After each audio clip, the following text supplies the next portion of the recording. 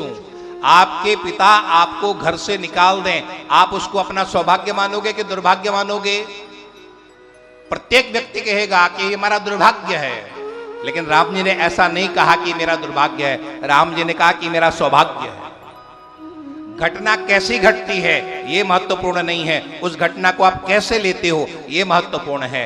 राम जी ने कहा था कि मेरे पिता ने मुझे 14 वर्ष के लिए वनवास दिया है, इसमें 4 चीजों का लाभ हुआ है। कौन कौन से लाभ?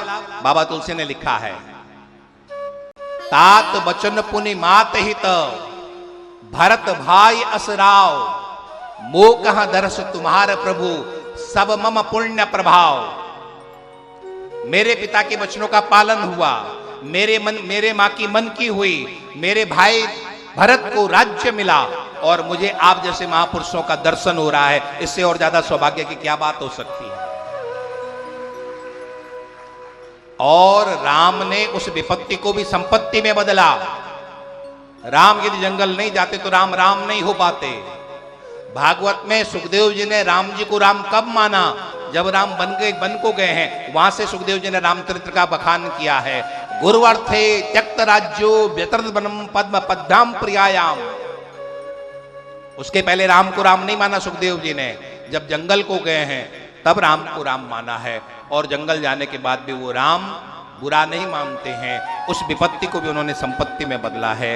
यहां राजा परीक्षित ने भी विपत्ति को संपत्ति में बदला है। कई महापुरुषों के जीवन में विपत्तियां आई हैं, लेकिन उन विपत्तियों से उन्होंने सीखा है, कुछ लिया और वो महापुरुष बन गए। तुलसीदास जी को वैराग्य क्यों हुआ? लोग कहते कि पत्नी के डांटने से तुलसीदास जी को वैराग्य हुआ।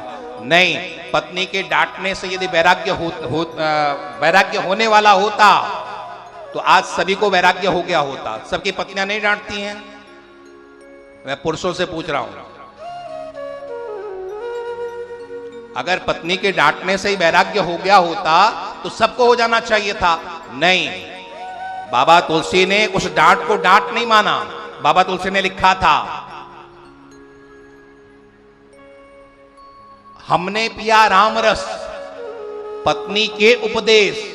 पत्नी ने डांटा था, लेकिन उन्होंने ये नहीं कहा कि पत्नी ने मुझे डांटा, पत्नी ने मुझे उपदेश दिया है। आपके सामने घटना क्या आती है ये महत्वपूर्ण नहीं है, उस घटना को आप कैसे लेते हो ये महत्वपूर्ण है।